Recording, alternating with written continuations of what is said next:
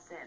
They've been part of the local sports scene for nearly 15 years, but we are hearing the Alaska Aces could be leaving town. Our sports team has been working on this story for several days, and it's a story that you'll see only on KTVA. Dave LaValle joins us to say when the Aces could move and why. Dave.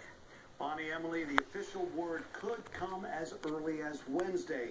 The only thing the Aces will say is they are considering moving from Alaska. Attendance has been a problem for the Aces for the last several years. They average just under 3,400 fans per home game this season, ninth lowest number in the ECHL out of 27 teams.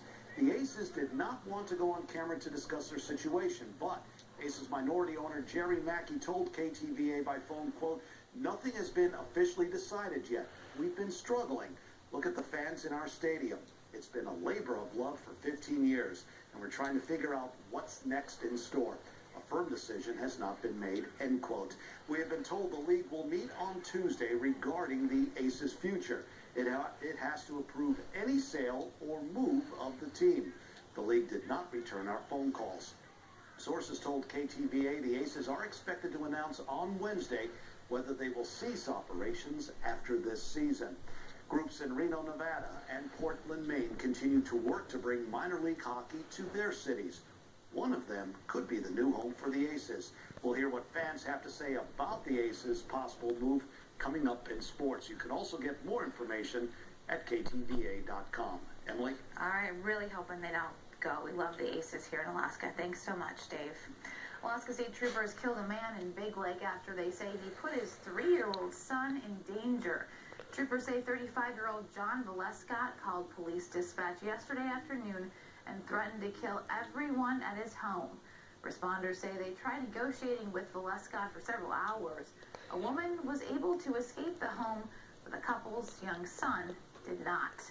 Valescott eventually appeared at the door with a child and a gun in each hand. That's when a member of the Special Emergency Reaction Team shot him. An investigation is underway.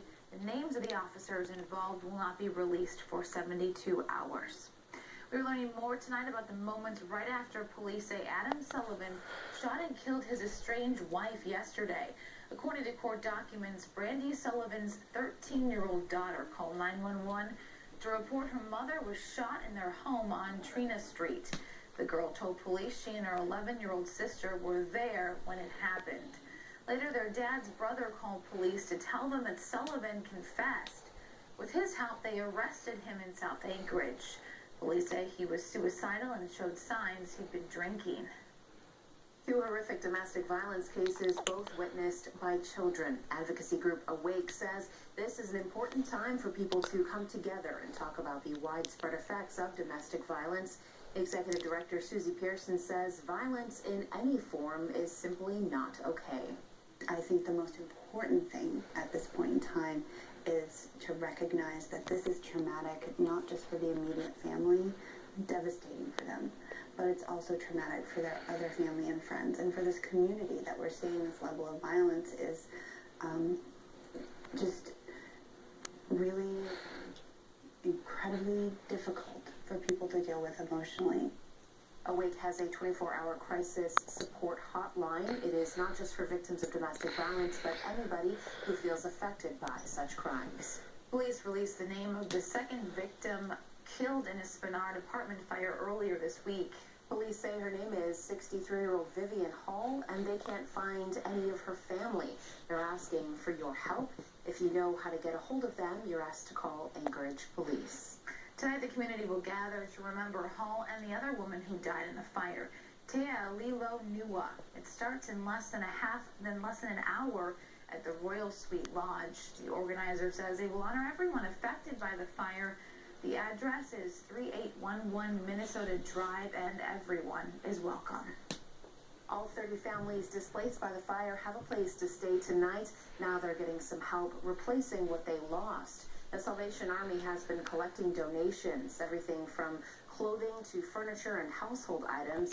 Victims should reach out to Family Services at the McKinnell House. They'll get a voucher to take to the Salvation Army thrift stores and shop for what they need. Alaskans are getting a chance to weigh in on a statewide income tax to balance the budget. Legislators held a public hearing in Juneau today on House Bill 115. KTVA 11's Lauren Maxwell is here to explain what it does. Lauren. That's right. Well, House Bill 115 actually has a lot in it, including a proposal to restructure the permanent fund to help balance the budget. But the part that's getting the most attention is a proposed statewide income tax. Let's start with some math. What the bill proposes is a 15% tax on your federal tax liability. That's the amount you owe in federal taxes. So, if you have a $20,000 tax bill from Uncle Sam, 15% of that would be $3,000, and that's how much you'd owe the state. Analysts say the tax would raise about $655 million a year. But the question is, would Alaskans be willing to pay? I'm not ready for an income tax yet. I'm not trying to be selfish, but, you know, it just doesn't sit well with me yet. For some, there's no discussion. I don't think Alaska needs a state income tax, period. Others say there's a better way. I will prefer a sales tax. Everybody pays. Under the progressive income tax proposed, working people would pay, but analysts say the wealthy would pay more. Just because they have more income, and therefore it would take a larger share of income out of their pockets.